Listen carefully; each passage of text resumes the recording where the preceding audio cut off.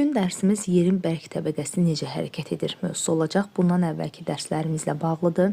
Zəlzələnin, litosfer tavalarının nə olduğunu, litosfer tavalarının hərəkətlərindən danışmışdıq. Zəlzələ necə baş verir? Yəni, çox maraqlı bir bölmənin növbəti dərsindəyik uşaqlar.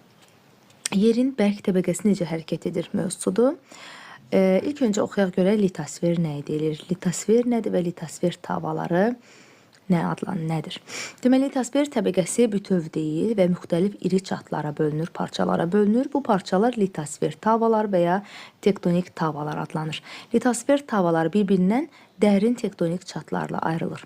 Onlar mantiyanın üst hissəsində xüsusi qatın, yəni astanosferin üzərində hərəkət edir. Bu sözlərə mütləq diqqətlə qulaq asacaqsınız. Çünki irəlidə olan suallarımızın bir çoxu ən azından bir neçəsi bununla bağlıdır. Deməli, litosfer tavalары